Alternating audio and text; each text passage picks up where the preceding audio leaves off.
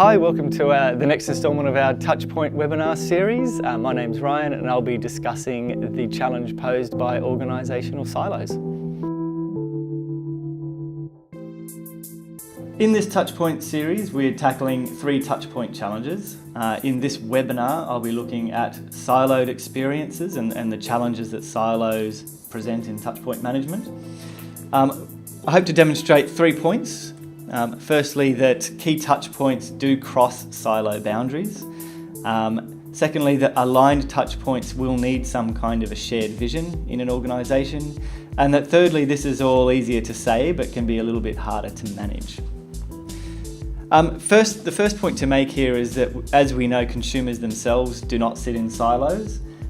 From their perspective, a smartphone app, a magazine app, a person at the sales counter, they're all the same entity, that is the brand. Of course, internally in our brand organisations, they're all managed by different people. Thus, integrated marketing is less a department than it is basically a capability. Now, just to illustrate the challenge and something that those of us in marketing will be familiar with, here's an example from a few years ago when we had our beautiful Rhonda and Katut story from the insurance brand Amy. This presented Amy as a brand that was accessible, approachable, kind of light-hearted. Rhonda herself was an everyday sort of a hero.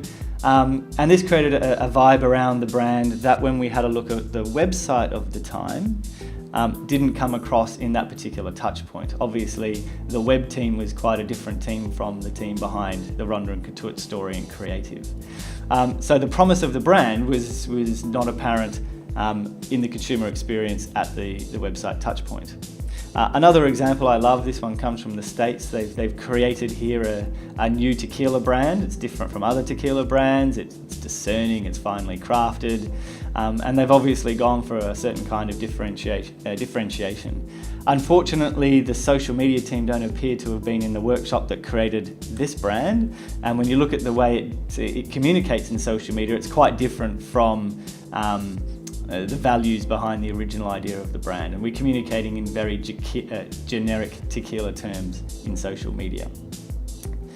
So our brand is not coming to life through that channel.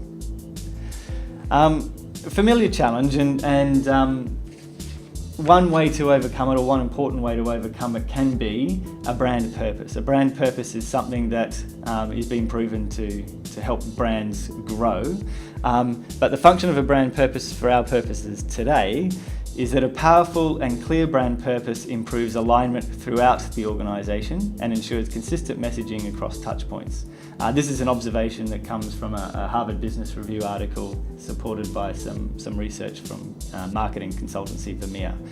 I would probably change the quote just slightly to say ensure, maybe not. It certainly helps ensure. Once we have a brand purpose, we still have the task of managing that purpose and getting everybody onto the same page.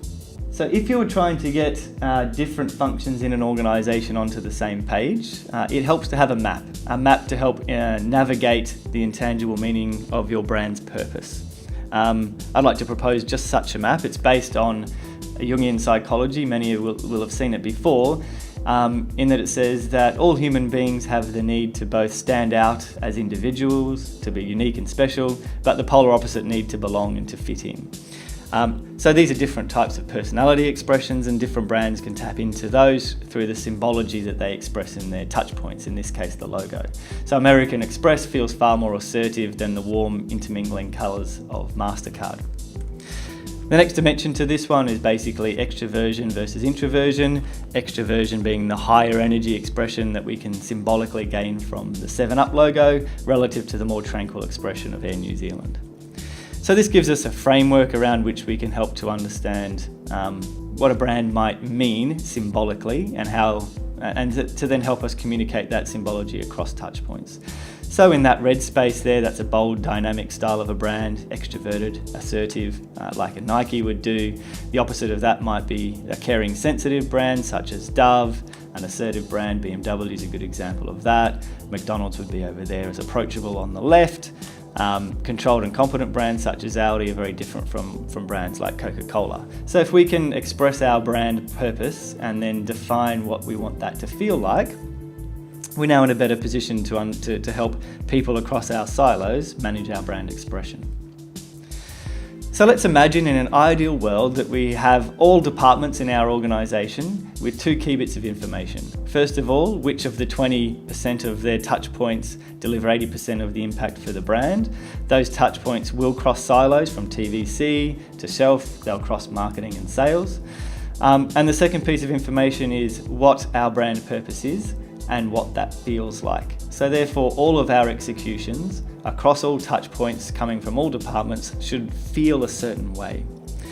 If we have a map to navigate that, we could look at something like that. So let's plot the touch points on a map. In this particular example, touch point A is our Facebook page. We want it to feel red, and from the consumer's perspective, that's how it feels.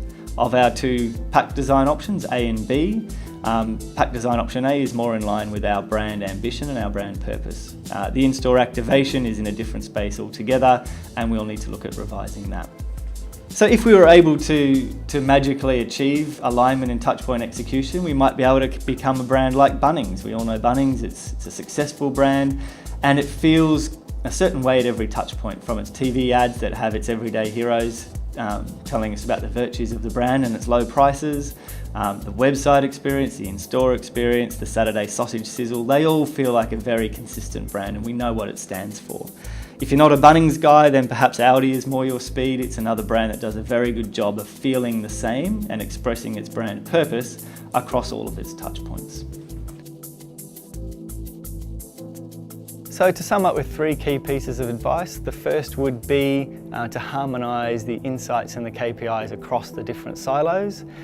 Secondly, a brand purpose will be critical to everyone having a shared vision and staying on the same page.